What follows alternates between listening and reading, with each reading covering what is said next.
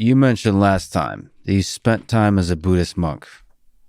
We didn't spend much time talking about it. I just would love to talk to you about it a little bit more. Maybe as by way of advice, how do you recommend people can integrate meditation into their lives? Or how does one meditate? I think for me, meditation was really an active effort, which sounds weird because most people think of meditation as like the absence of activity. But just like anything, meditation it requires exercise. In this case, it requires exercise and quieting your mind. And there's a lot of different reasons people meditate. Most people watching this podcast or this show, what is this called? I don't know. Is this an interview? I'm not even recording. This is just you and I talking. It is, most people are meditating to like bring some balance and bring some sanity to their life and just like be able to control their feelings and emotions a little bit more. And for that purpose, like, I think the best way to what meditation is, if you can call it what you will, it's just getting some alone time, some time to think or not think, whatever. And it looks different for each person. For me, it was a very active effort to try to quiet my mind with the explicit intent to detach from things, from lots of things. And it sounds weird in our culture here to talk about detachment as a goal. Detachment from loved ones, detachment from objects is kind of easy to reconcile. Like people understand that, I don't want to be too attached to my car or whatever. Mm-hmm. But detachment from a loved one is like a very hard thing because we want to do the opposite usually. We want to love a loved one. But in a lot of Buddhist thought, it is those attachments that keep people in this cycle of rebirth. Now, I don't personally believe in rebirth in the way that in a Buddhist sense, in that like you actually get born multiple times. Mm-hmm. I think my personal feeling is we die and we're vanished. That's just me. But I still really found meditation to be extraordinarily powerful to feel control over a whole different part of my body that I never thought that it could be controlled. Your mind. Like you close your eyes and most of us immediately start seeing blotches and we start thinking about things and it's an amazing feeling to start getting to the point where you can actually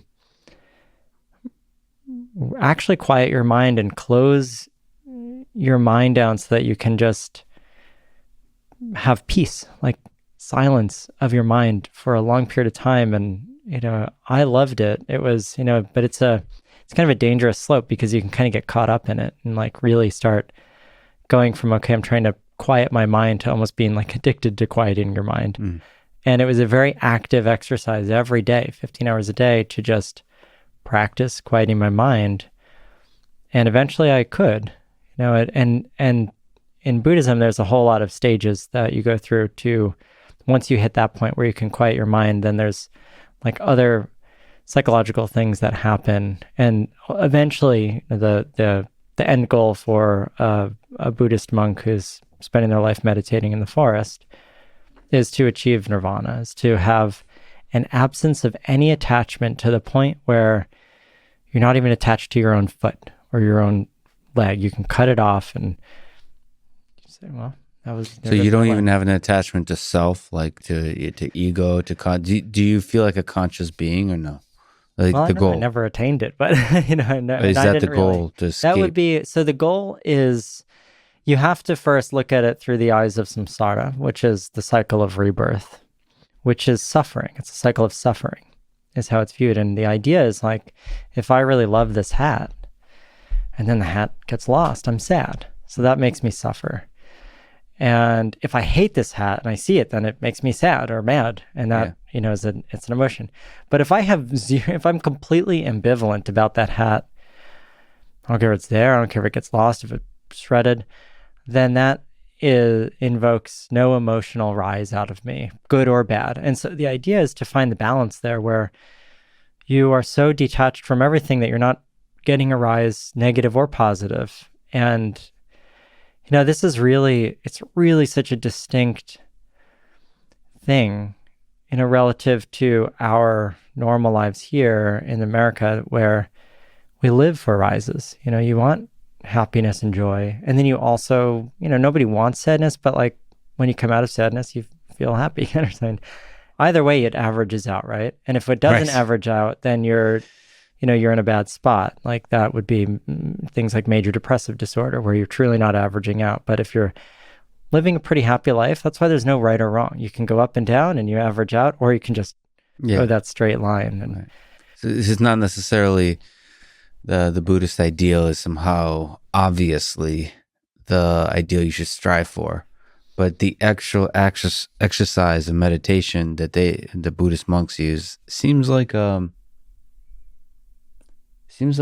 great tool for becoming aware of your own mind, and that seems to be important for appreciating life. There's some kind of experiencing life on a deeper level. I think so. I mean, that's my personal opinion is yes. And that I don't meditate anymore. Back in the capitalist Western world, where there's meetings and... That's right. I mean, I stopped after I was a monk, and then the tsunami hit, and I lived in a refugee camp, and that was the Indian Ocean tsunami in 2004. And it just really... It was really interesting in Sri Lanka. They wanted me. I asked, well, what can I do to help? It was a horrible, horrible, hell on earth experience in many ways. But when I said, what can I do to help? The answer was, well, you could meditate. Like that's how, keep doing what you're doing. Like that's how we can get good karma. And to me, coming from like Western roots, I just couldn't deal with that. I just said that doesn't make sense to me. Why would I just sit and meditate when there's so much devastation happening here? And so I kind of stopped meditating then, and then never really recovered from that time in the refugee camp.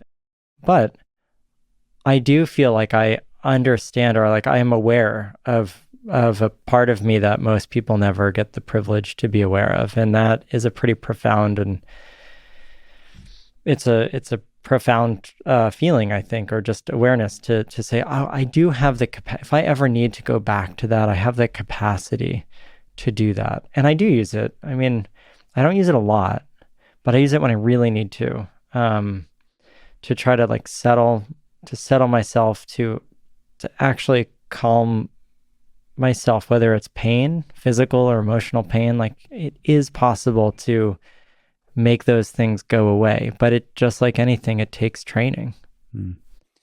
If you take yourself back to that place you were, Sam Harris talks about that through his meditation practice, he's able to escape the sense of free will and the sense of agency.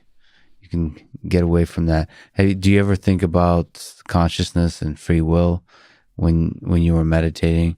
Like, did you get some deep insight about the nature of consciousness that you were somehow able to escape it through meditation, or no?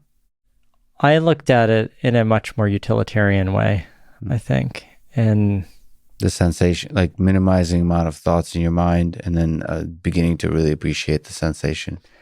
Yeah. You weren't writing a book on free will. Right. And I mean, maybe if I kept at it, there's a good chance that if the tsunami didn't happen, I might still be sitting there on the top of that mountain. So tsunamis, you see pain, you see, especially if you see cruelty, and you're supposed to meditate through that.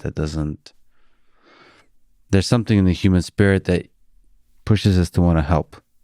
If you see somebody who's suffering, to react to that seems like to help them, as opposed to care less through meditation. Don't become attached to the suffering of others.